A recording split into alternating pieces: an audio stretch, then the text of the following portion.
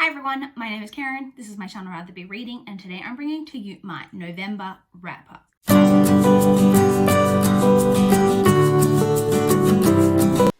So November was a bit of a rocky, up and down reading month. Well, down then up, I guess more than anything. If you guys remember from October, I was just not getting a lot of reading done, and that carried on into most of November, but things did pick up in the latter part of November. So let's, as always, start off with my reading statistics for the month of November. So I read a total of 16 books, so definitely not my worst reading month because I've had a couple of really crap reading months in 2020. So 16 books, that was made up of 14 novels, 1 novella, and 1 graphic novel. I read 8 books in physical format, I read 5 ebooks, and I listened to 3 audiobooks. And then excluding audiobooks, as always, I read 8 books that I owned and 5 from the library, which I was actually surprised about because it felt like I read a bunch of books from the library this month, but the statistics prove that I still had read more than I owned than from the library. I read a total of 6,135 pages, which averaged out to 205 pages per day. So that was nice to get that average back above 200. 200 is kind of the baseline that I like to kind of aim for. So that was good to get that back above 200 pages per day this month. The shortest book that I read was 176 pages.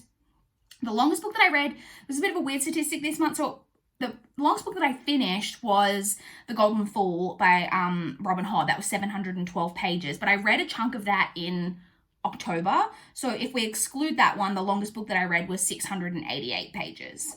The lowest star rating that I gave was I did give a 2-star this month, and the highest star rating that I gave was a 4-star. And I only gave one book 4-star, and that was my highest rating. So my average star rating for the month averaged out to 3.17, which is officially, in terms of the rating, the crappiest reading month that I've had this year. So I read more, but apparently I was reading a lot of crap. So that's fun. In terms of my worst book of the month and my favorite book of the month. So the worst book that I read this month was Finding Cinderella by Colleen Hoover. This is the novella 2.5, I think it is, in the Hopeless series. Didn't like it, basically. A lot in there that just felt like kind of drama for drama's sake. Very insta-lovey, just really unnecessary.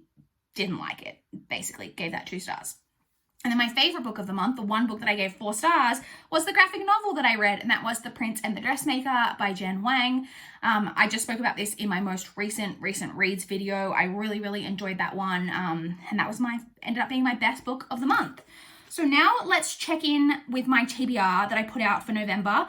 I had a fairly ambitious, because remember when I said I might low-key try to do 30 and 30 in November? What a joke that ended up being, but I had a crap ton on my TBR. So let's check in with my TBR and see out of what I put on that TBR, what I actually ended up reading. So the first category on my TBR is always my library book. So I had Far From the Madding Crowd by Thomas Hardy, Bad Influence by Stephanie London, A Discovery of Witches by Deborah Harkness, and The Cookbook Collector by Allegra Goodman, Giant Days Volume 12, The Prince and the Dressmaker by Jen Wang, Next Time You See Me by Holly Goddard Jones, Cracked Up to Be by Courtney Summers, Turbo 23 by Jana Ivanovic, and A Most Novel Revenge by Ashley Weaver. So out of those 10 books, I read 5 of them. You'll see on the graphic here. So I read half of them, but things ended up being a little better. So I think I mentioned in my recent reads video, not Australia, my city, Adelaide, where I live in Australia, we got sent into this really weird lockdown situation for a couple of days due to COVID.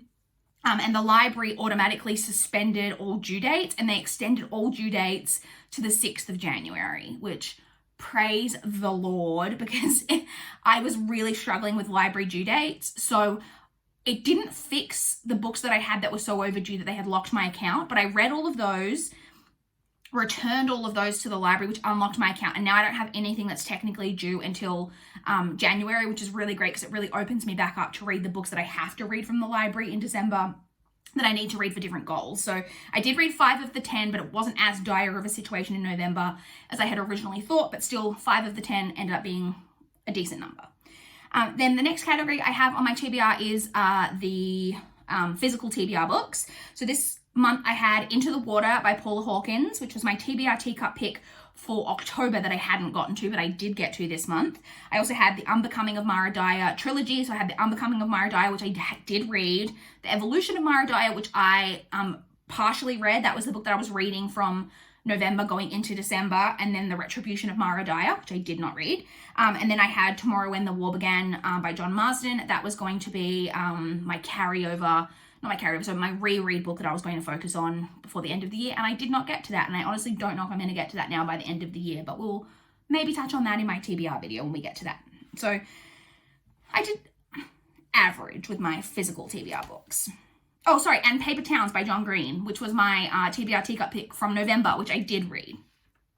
The next category that I had on my TBR is my NetGalley ARCs. Well, sorry, it's my ebooks, but in the past few months has been made up almost exclusively of NetGalley ARCs because I'm really behind on NetGalley publication dates, and this is the area of my TBR where I completely failed, and I'm already really, really behind on my NetGalley ARCs, and I've fallen even further behind because out of I believe I had 10 on my TBR, I read 3.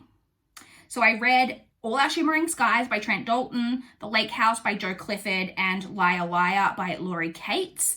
They're the 3 that I read that I didn't get to. I Know What I Saw by S.K. Sharp, You and Me by Nicola Rayner, Witch by Finbar Hawkins, The Girl of Hawthorne and Glass by Adan Jarit Poole, The Pact by Dawn Goodwin, No More Secrets by Jennifer Harvey, The Haunting of Beatrix Green, or Little Bones by N.V. Peacock. I didn't get to any of those, so...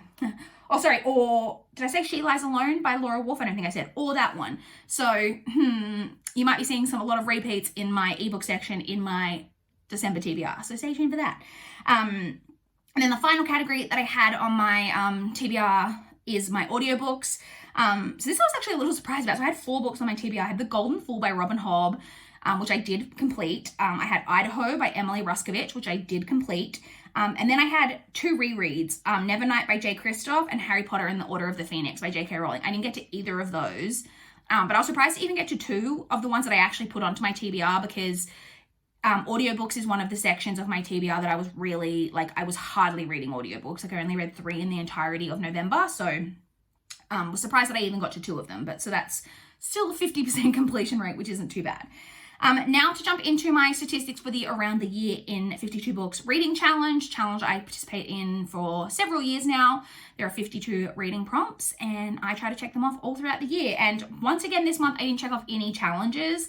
So I am still sitting at 50. So I have 2 challenges left that I obviously must complete in December if I'm going to complete that challenge, but I'm really close. I will definitely focus on reading those books that I need to for that challenge in December to make sure that I complete those final 2 challenges and can